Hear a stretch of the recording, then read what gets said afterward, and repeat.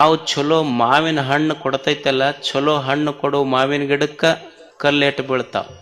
ಮತ್ತು ನಿಂದೆ ಮಾಡಾಕತ್ತಾರಂದ್ರೆ ಚಲೋ ಇದ್ದವರಿಗೆ ನಿಂದೆಯ ಮಾತುಗಳು ಬರ್ತಾವಂತ ತಿಳ್ಕೊಬೇಕಷ್ಟ ಮನುಷ್ಯ. ಯಾರಿಗೆ ಬಿಟ್ಟದ ಹೇಳ್ರಿ? ಈಗ ಜನ ಯಾರಿಗೆ ಬಿಡ್ತದೆ? ಈಗ ಒಬ್ಬ ರೈತ ಇರ್ತಾನ, ಅವ ಬೆಳಿಗ್ಗೆದ್ದು ಏನು ಪ್ರಾರ್ಥನೆ ಮಾಡ್ತಾನಂದ್ರೆ, ಇವತ್ತು ಮಳಿ ಬರಬಾರ್ದು ನೋಡು, ಮಳಿ ಬರ್ಬೇಕಪ್ಪ ಭಗವಂತ, 2 ಕಾಯಿ ಓಡಿಸ್ತೀನಿ ಅಂತ ರೈತ ಬೇಡ್ಕೊಂತ. ನಾಟಕ ಕಂಪನಿಯವ್ ಇರ್ತಾನೆ, ಇವತ್ತೊಟ್ಟ ಮಳಿ ಆಗ್ಬಾರ್ದಪ್ಪ, ನಾ 2 ಕಾಯಿ ಓಡಿಸ್ತೀನಿ ಅಂತ ನಾಟಕ ಕಂಪನಿ ಅಂತ. ದೇವ್ರು ಯಾವ ಕಂಪನಿ ಮಾತು ಕೇಳ್ಬೇಕಾತ?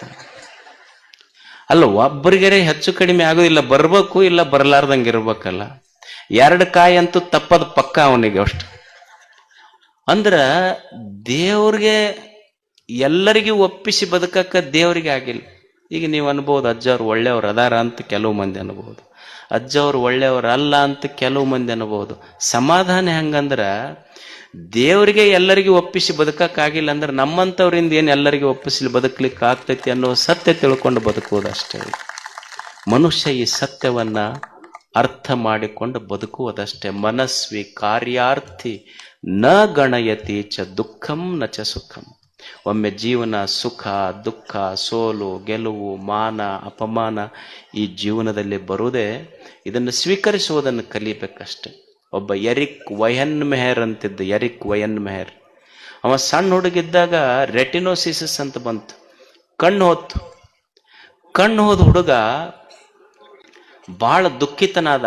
ಅವರಪ್ಪ ಹುಡುಗಳದು ನೋಡಿ ಮಗ ಅಪ್ಪ ಅಂತಾನ, ನೋಡು ನಿಸರ್ಗ ನಿನ್ನ ಕಣ್ಣು ಕಸ್ಕೊಂಡಿರಬಹುದು, ಆದ್ರೆ ನಡೆಯುವ ಕಾಲು ಕಸ್ಕೊಂಡಿಲ್ಲ. ಮಗನಿಗೆ ಬೆಟ್ಟ ಹತ್ತುವುದು ಕಲಿಸಿದ. ಎರಿಕ್ ವಯನ್ ಮೆಹರ್ ಅವನ ಹೆಸರು. ಕಣ್ಣು ಹೋಗಿತ್ತು ಹುಡುಗ, ಕಣ್ಣಿಲ್ಲಾರ್ದ ಹುಡುಗ ಬೆಟ್ಟ ಹತ್ತುವುದನ್ನು ಕಲಿತು, ಬಿತ್ತು ಏಳ್ತು, ರಕ್ತ ಮೈ ಕಾಲು ಮುರಿತು. ನಿಮಗೆ ಆಶ್ಚರ್ಯ ಅನ್ನಿಸ್ಬೋದು. ಕಣ್ಣಿಲ್ಲಾರ್ದ ಹುಡುಗ ಸಂಕಲ್ಪ ಮಾಡಿತು, ನಾನು ಮೌಂಟ್ ಎವರೆಸ್ಟ್ ಹತ್ತಬೇಕಂತ. ಇಡೀ ವಿಶ್ವದಲ್ಲಿಯ ಕಣ್ಣಿಲ್ಲದ ವ್ಯಕ್ತಿ ಮೌಂಟ್ ಎವರೆಸ್ಟ್ ಹತ್ತಿದ್ದು ಎರಿಕ್ ವಯನ್ ಮೆಹರ್.